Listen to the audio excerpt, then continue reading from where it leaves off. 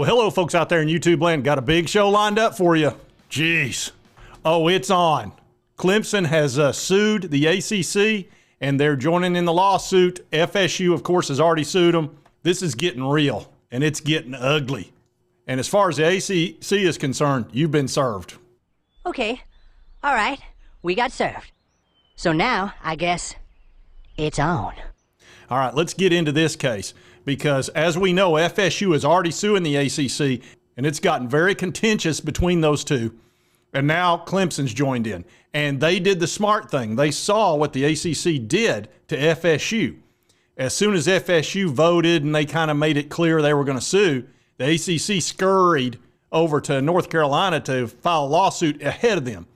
Well, Clemson went very clandestine. They snuck down to the courthouse and filed their suit in South Carolina before the ACC could get in front of them.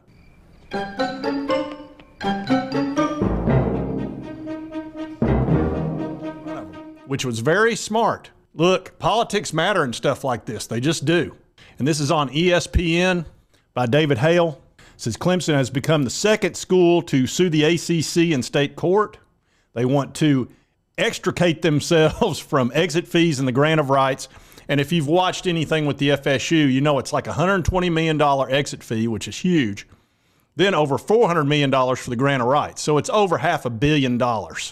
It was filed in Pickens County, South Carolina. I would assume Carolina Jackpot was there for the ceremony.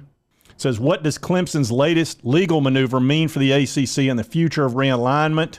Says it talked about how they foreshadowed its lawsuit, and then the ACC got in front of them. We'd already talked about that. Clemson's making a very similar argument that Florida State did, which boils down to claiming that the financial penalties are exorbitant and unreasonable. They're actually 3 times the ACC's operating budget. And the grant of rights, which gives the ACC ownership of each member's TV media rights through 2036. That assumes ESPN picks up the option in February of 2025, which they may not. They may be seeing the forest for the trees on this. If Florida State, Clemson, North Carolina, NC State, Virginia Tech, and Miami exit, do they want to actually pay the ACC the money that they've already agreed to if those teams exit? So they don't have to if they don't sign that option that extends it another 10 years. So according to the lawsuit, Clemson alleges the ACC's exit fee grant of rights hinders Clemson's ability to meaningfully explore its options regarding conference membership, which of course it does, and to obtain their full value as far as their future media rights. It says, in short, Clemson is suggesting that a grant of rights is unenforceable and illegal, a claim that could potentially have massive ripple effects throughout the college sports landscape if a judge agreed. Yeah, that really would. And we'll see how this plays out. But, you know, when you start having these rulings come down, it could affect a lot of things. Further on, it says, in this litigation, Clemson seeks confirmation of the plain language found in the grant of rights agreements. It says, when read together, plainly states that Clemson controls its media rights for games played if it's no longer a member of the ACC. So they're obviously arguing, if I'm not a member of the ACC, you can't touch my grant of rights. They're mine, which is a fairly reasonable argument. It says Clemson also seeks a ruling regarding the unenforceable and severe penalty the ACC is seeking to impose upon exiting members and confirmation that it does not owe a fiduciary duty to the conference as alleged by the ACC. The ACC's position regarding the grant of rights, the exit penalty and obligation, as detailed in public statements and other court filings, leaves Clemson with no choice but to move forward with a lawsuit. It says Clemson has not given notice that it's exiting the ACC and remains a member of the conference. So they're obviously going to wait and see what this judge does.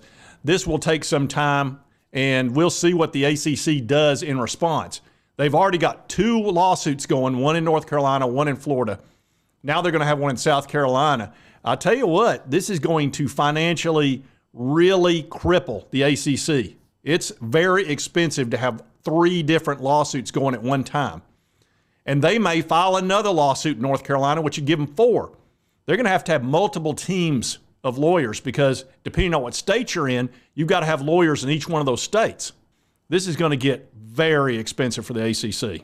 Now it asks the question, should we expect more schools to follow in Clemson and FSU steps? It says many of them are keenly watching FSU's efforts, and of course they'll be watching Clemson's efforts as well.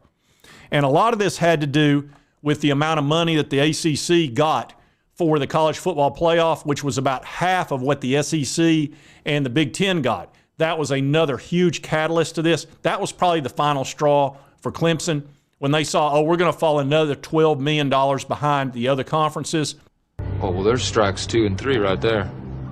How are we going to compete? Because Clemson's used to competing for national titles. They don't want to be just an okay team. That will not make them happy, nor will it make the Clemson Tiger fans happy. They want natties. They've gotten 2 of them under Dabo. They don't expect to just fall back to middle of the road. They don't want to be that, 8-14. And that's this right here where you can see the SEC and Big Ten will be getting $23 and $21 million, and the ACC gets 13.7. So it's really getting detrimental to be a member of the ACC if you're trying to compete with all the big dogs in the SEC and the Big Ten. Again, if you're going to compete for a national title, you can't start out 5 steps behind, which is what's going to happen to Clemson and FSU. They want out. They want the heck out of this conference. Get me out of here! Here, just eat that! Leave us alone! And they're going to fight like hell to get out of it. And one of the big reasons Clemson's doing this, they want to help set the blueprint of exiting the ACC. And they want to be one of the first out the door because you don't want to be playing musical chairs with the SEC and Big Ten, and then the music turns off and there are no seats left. They could see that happening very easily because once the SEC and Big Ten get to the point where they want to be, they may not add any more teams. And you may be stuck being an independent, or I guess you could maybe join the Big 12. It's not, or you're stuck in the ACC making half the amount of money. So it's really a tricky situation. So Clemson's like, look, we need to be one of the first out. That way we can pick and choose. I think they'd be a good fit for the SEC. I also think Florida State would be too. And whereas I think Virginia would probably be a good fit for the Big Ten. North Carolina is probably going to go Big Ten if I had to guess. Miami, I don't know. They're sort of a wild card. And this picture here, this is a picture of me just taking a couple of selfies outside when I was at the beach because I work out a lot. It also talks about how the University of North Carolina actually approved a policy to make it harder for state schools to leave. And I've reported on Bubba over at North Carolina. He is trying to make it as hard as possible for teams to leave the ACC. He loves this deal. He's fine with getting less money. That's no problem with him at all. He's all about the ACC, and he wants to make it tough for schools to leave. Under the new rules, any chancellor of a school wanting to change leagues must provide the system president with advance notice and submit a financial plan. The president has the ability to approve or reject the move, and he must notify the Board of Governors, which could vote on the conference transition as well. So he doesn't want an athletic director sort of making a move like this, and it also would give a warning to the ACC so they could go ahead and file a suit ahead. Bubba likes the ACC. He almost ought to work for the ACC. Now we're going to talk about where the schools might land. It says several athletic directors who spoke with ESPN said they did not believe the SEC or Big Ten were eager to expand again at the moment. And even the Big Ten's most recent additions, Washington and Oregon, came in at a fraction of full value. Leaving the ACC is one thing, having a home afterward is another. FSU and Clemson will find a home. They just will. They might have to take partial for a year or 2 or 3 and then get full value, but they're just too big time. I think they would be okay. The top 7 in the ACC, they would find a home.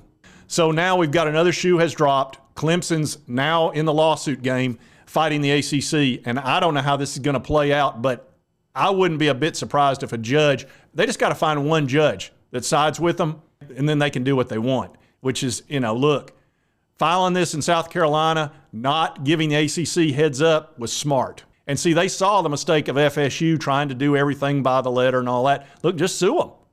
And that's what they did. And now we'll see how it plays out. This is going to be extremely interesting, and the ACC might look very different in a year or two, and I fully expect it to do so. I don't know how I missed this story. I did a story on Alabama and Kalen DeBoer salary, which is big time. 8 years, over almost $100 million. But anyway, I'd somehow missed this by a few hours. But I definitely wanted to get this out to you because this is huge. This could have a monster impact on college football and the Big Ten and the SEC. So that interests me in a major way. If you like this content, you want to keep up with this, just hit this little button right here. This is my subscribe button. Doesn't cost you a dime.